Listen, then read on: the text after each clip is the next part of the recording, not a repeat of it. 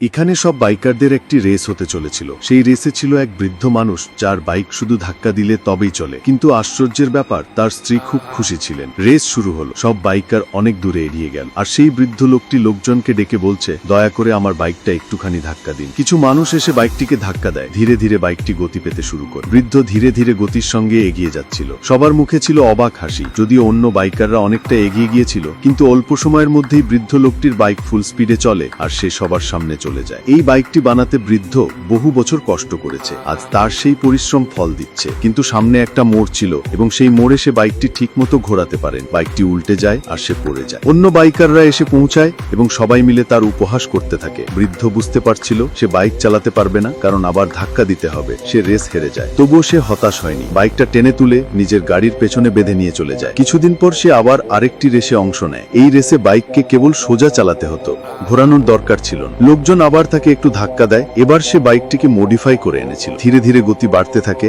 অল্প কিছুক্ষণের মধ্যেই তার স্পিড হয় 158.647 মাইল প্রতি ঘন্টা।